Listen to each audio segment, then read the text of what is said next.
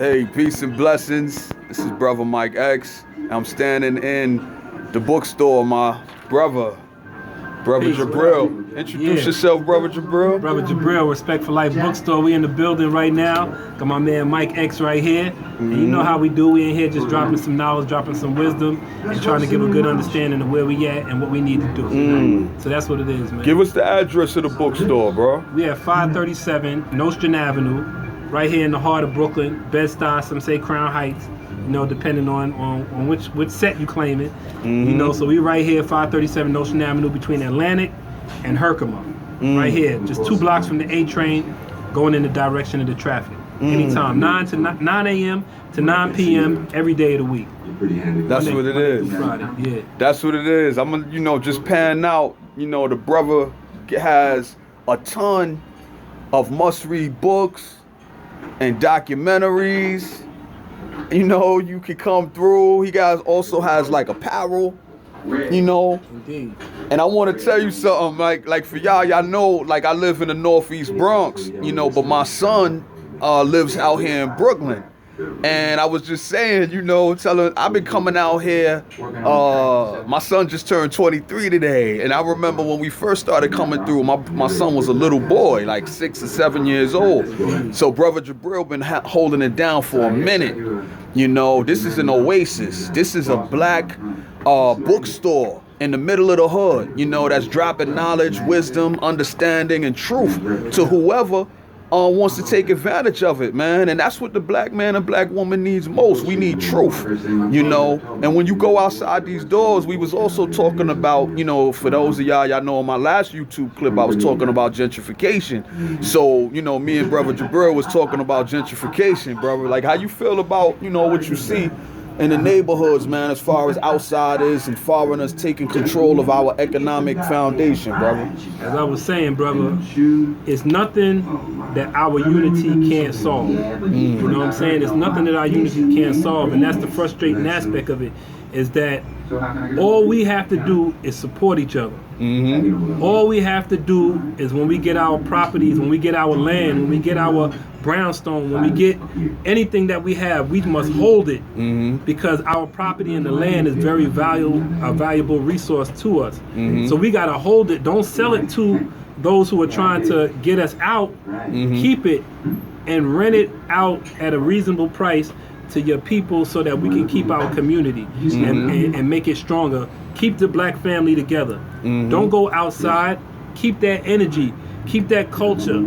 Keep everything that we have as a people that's worth something together for us here with us, so that we could be a proud people. And that's what makes us a proud people, like the Italians, like the Jews, like the Indians, like even our African brothers. They keep their culture within themselves, and that's what makes them a proud and strong people. And that's what keeps the trust and the integrity and all those other great characteristics within that community, keeps it strong. So we need to do the same thing, man. And can't nobody break the bond once we do that, man. Once we do that, once we stay strong as a people, nobody can break that bond, man. So that's what I'm all about, man. When I look at something, when I go buy clothes, I'm looking, I'm like, who made this? I'm looking at the back of the tag. Who, what? Like, type it up on the computer. Who owns this? Who you giving your money to, man? Because we steady give our money to people who don't give a damn about us. And not only don't give a damn about us, but work to destroy us and to break us down. So when you buying food, man, go look at them ingredients, man. Go check the can and see what's in it. An ingredient that you don't know about, type it in, Google it. You know what I'm saying? See what this is. Is it detrimental to my health? Is it something that I should be consuming in my body? You know what I'm saying? So we got to move out on that type of mentality. Everything that you purchase, man. I try to buy black only. That's everything right. I wear, like, I don't care. You know what I'm saying? If it's black owned, I try to support it. And we gotta keep that mentality, man. Even if I gotta spend a little bit more, even if I gotta travel a little bit farther, man, this is the mentality that we gotta keep. And once we do that, because that's what other people think. That's how other people think. They don't come out, because us as black people, we more vocal. So we gotta be like, yeah, this is what I'm doing. We gotta put it on Facebook, we gotta put it on Instagram, we gotta advertise what we're doing. But other people, they do the same thing, but they just don't advertise it. You know what I'm saying? So it doesn't feel like racism, but it's a little bit, it's muffled and it's very discreet the way that they move. So we got to do it the same way. No you know doubt. what I'm saying? It ain't nothing wrong with being a little flamboyant, because each one teach one. So we got to influence and let other people know what we're doing, so that maybe we can influence them to do the same thing. But on the other hand, let's just make it happen. Let's just do it. It ain't about what you say, it's about what you do. No doubt. That's how I feel about it. No doubt, no doubt. You know, brother, we are witnessing an awakening, you know, in the black communities. You know, a lot of that is like sparked by you know, the injustice that we see, you know, through the police brutality, through the justice system, you know, getting, you know, people taping them, you know, through the phone, like you see, like this was a crime, this was murder, but then you see that the judicial system is letting them off. So people are awakening, you know, to that something's wrong. But the problem with that I see is it's a reactionary awakening. You know, it's based upon focusing on them and their injustice, and it's not necessarily focusing on, like you said, rebuilding the community and starting our own businesses and things of that nature. So how could, you know, what would you say to the individual, you know, that needs to be instructed on how he can begin to not necessarily focus so much on hating the system or hating the white man, but more so focus on loving himself and rebuilding himself and rebuilding his family ties, and then looking to go into business, because business is a whole different level. Like, I'm a proud black man, and I know that I should be supporting black business, but I also should be thinking entrepreneurially myself. But a lot of times we don't know where to go to get that entrepreneurial skill. So what would you say to, you know, some of the family along those lines? You know, because what you're doing here needs to be done. Not only does it need to be supported, but it needs to be done in every neighborhood, because we're all suffering gentrification, whether we're in Brooklyn or the Bronx, wherever we at, you know. Queens is, you know, even in different states, you know, the same situation. So what would you say? First of all, man, I'd like to say that you said the right thing. There's two aspects of that. Is first, we don't know who we're really dealing with. We don't really know who we're dealing with. And second is that we got to understand that we've been destroyed from the knowledge of ourselves. So those are two aspects, and that's one of the things that some of our great leaders that you see on this wall right here has come and given us. They have given us the knowledge of ourselves, and a lot of them, it appears from people who don't know who they are, that some of these brothers may teach hate, you know, towards other people. But it's not really about hating other people. It's about loving yourself. That's right. And once you love yourself, you eliminate all hate for anybody else. But you need to understand who you're dealing with. You have to know who you are. You have to know who your creator is, and you have to know who your natural enemy is. Once you know those three things, you don't have to say a word. You just act in accordance to what your nature brings you into existence to be. So that's what we need to do, man. We got to learn the knowledge of ourselves. Once we learn the knowledge of who we are, we just do these things naturally, man. The killings that's going on in the community and stuff like that, that's natural. That's natural to them. You see the pattern. It's nothing that we don't see already. You see the pattern: white cop, black victim. White cop, black victim. White cop, black victim. You don't see black cops killing white victims. You don't see Chinese cops killing white victims. You don't see these other things, maybe one or two here and there, but 9 times out of 10, you're gonna see white cop, black victim. You think that that's an accident? All of them are accidents? No, it's not an accident. You're dealing with a natural enemy. This is your natural enemy, so you have to learn how to deal with him properly to avoid these type of situations. And once you learn that, then you'll be out of harm's way. But the main key to that is the love of yourself. Once you love yourself, that's it. That's going to eradicate stop the killing of us as a people, us ourselves. That's going to eliminate them killing us. And once we bond together, we are a force to be reckoned with, as you can see. And then you see they pushing us to the limit right now. So now we're starting to strike back. You know what I'm saying? It was inevitable. You know, they killing us here and there once in a while, you know, getting away with it. Then we march, and then we calm down. It ain't really going to be too much more of that. Once you see them striking us, you're going to see a lot of striking back, because we fed up right now. So that's what it is. No doubt. No doubt. And I just want to say, you know, that the name of Brother Jibriel's bookstore is the perfect name. you know, for us to help us to transition from the dead level of ignorance and self-hatred to come up into a knowledge of ourselves. You know, respect for life is the real concept, you know, respect for life, like respect for our physicals, respect for our mental, respect for our emotional standards, and our spiritual grounding. You know what I mean? Peace, family. You know, so, you know, I definitely don't want to take Brother Jibriel out of his, you know, what he needs to do to continue to maintain respect for life. But I just wanted to say to you, family, this is definitely a place where you can come and get information on how you can begin to build a new respect for your life. You know what I mean? Where you can come and learn how to love yourself. You know, loving yourself isn't some just, you know, oh, I love myself, you know, but a practical love. How do you practically love yourself? You got to tear your eating habits out of these Chinese food stores and out of these fast food stores and what have you. You know what I mean? The nation has been promoting how to eat to live for the longest time. You know, and see, a lot of us, we're more concerned about the Donald Trumps and the Hillarys and the police brutality and whatever, but we're not concerned about our heart. We're not concerned about our cholesterol. We're not concerned about whether we're living a lifestyle that will cut our lives short from stroke. You know what I mean? Heart disease and all of these types of things. Like, we got to learn how to love ourselves in a practical way. You know what I mean? And all of that information is here. You know, the truth is accessible to you. Don't think that because you're black that you have to live this savage, bestial, low level of living while everybody else comes in and they have their own communities and then they come and take the best out of yours as well. We don't have to live like that anymore.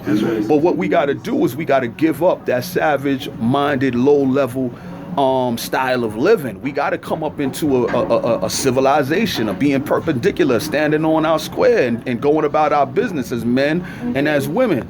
You know, and brother, I'm gonna let you take the last crack at that, you know, and then we're gonna sign off if you want to have any comments on what I just said. Indeed. I mean, you wrapped it all up, bro. You know what I mean? It always goes back to self-love, man. You know what I'm saying? That's the key, man. We just got to know the height that we need to reach so that we can say we got it. Yeah. And we are, an aspect of us are there already, but the masses of us are not there. That's right. So we gotta get the masses of us to come up, because the enemy uses all kind of tricks, and you gotta know some of the tricks that he uses to prevent you from coming up. And he uses our self-love, those of us who do love ourselves, he uses that against us and calls it racism, calls it hate, calls it anti-Semitism. He calls it these buzzwords, and you don't want to feel like you're a part of that, because you're really not a part of that. That's right. And those of us who love ourselves, we're really not a part of that. But he throws these words out there, so when we hear it, we say, I don't want to be a part of that. So we run back to the integration, to loving everybody, to, you know, I don't hate nobody, you know, I'm trying, you know, and trying to throw everybody in the mix with our reality. You know what I'm saying? It goes back to the Black Lives Matter, All Lives Matter argument. You know what I'm saying? But we already know that that's a trick. You know what I'm saying? And to say Black Lives Matter is not to say that all lives don't matter, but there's a reality to Black Lives Matter that doesn't affect other people within that circle and that cipher. So we got to stick to what's best for us, like everybody else does. That's right. And stop falling for the tricks of our enemy. That's you know, and our time is very valuable. That's right. When you caught up on a 9-to-5 job, it's hard to fight for revolution for your people, because you got to go to work in the morning. You don't want to get arrested. You don't want to get, you know, blocked off where it reports back to your workplace and then you get penalized for, you know, standing up for your people. You have to regulate your Facebook page. You got to regulate your Instagram page, because you don't want your employer to see that you're about that black struggle. There's a lot of different, you know, ways that we got to maneuver or learn how to maneuver so that we can get through, so that we can reach our people, and that's each one teach one. You know what I'm saying? That's the main thing we got to do. We got to teach our brothers and sisters to love themselves, man. That's right. When you see a sister out there doing something wrong, don't be scared to correct her. You know what I'm saying? You got to find out how to do it in the best manner so that she won't come against you, and then you and her become at odds. You got to pick your fights. That's right? The Prophet Muhammad said this. He said there's 3 ways to combat something that you disagree with. He said you could put hands on physically and change it, physically with your hands. You could speak out against it with your mouth, or you could quietly protest it in your heart. And that's the weakest way to protest something. But to do nothing at all is a total, you become an enemy to the state. You become an enemy to your own upliftment and your own rise. And we can't do that. We all want to be living atoms that's alive and connected and can form and link with other atoms that we could form, structures and institutions that's beneficial to us as a people, and keep it moving, man. And keep everything within the family and connect it with something that's very inspiring. Connect your struggle to something inspiring, whether it be a star crescent, whether it be like the brother, he got on the red, black, and green beads. He got the red, black, and green bandana, so when somebody sees him, they know that he's a living man. They know he's not dead. They're like, okay, we know how to deal with him, we know how to treat him, we know how to approach him, we know how to pool our resources so that we can have something to benefit ourselves with the brother with the sister. So keep the culture tight, man. Keep the culture tight, man. Change your names, man. Get you an African name. Get you a name of God that means something, man. Stop walking around with these devil's names, man. But this is when you start to grow and really become free as an individual. No doubt. You know what I'm saying? These are things that you may say, well, my name don't make me. You know what I'm saying? I'm still, who I am. The name don't. And that's true. That's true. But change your name, because a name means something. And when you speak your name, when you say your name is Mr. Fish or Mr. Bird, you're not a fish or a bird. You created the fish and the bird. You know what I'm saying? We the gods that created these things. So we have to have a name that means something. You know what I'm saying? That's very important, But that's, as I said, that's when you go to a certain level, you start making these changes, and it's natural. It's not nothing that you like, I think I'm gonna change my name. You don't do it like that. It's just natural. It's just like, it just comes to you like, damn, what the hell am I doing? No doubt. Like my name used to be Gardner. That was my slave name, Gardner. No doubt. I'm not no damn gardener. Yeah. You know what I'm saying? I ain't no gardener. I'm the tree. You know what I'm saying? I'm the one that is gardening and trying to produce something which is called the fruit of Islam, which I am. I'm the fruit of Islam. But I'm not a gardener. That's not who I am. I come from God himself. I am God. You know what I'm saying? So it's these little things that we got to do, man. It's a lifestyle. That helps. It's a lifestyle. It's a culture. It's a way of life. And one more thing I want to speak on, man, is brother said, it's a culture, man. It's a way of life. Attach yourself to a way of life. And once you do that, then you'll begin to act a certain way. You know what I'm saying? There's an American way of life, culture. There's a hip-hop culture. There's an African culture. There's an Islamic culture. Pick your culture, man. Pick your culture, because that's going to determine how you live and how you react and how you deal with other people. And that's going to determine how people deal with you. Because they looking at you. They're looking at you and like, oh, okay, this dude, okay, I know how to deal with him. Because he hasn't adapted to his own culture. So culture is very important.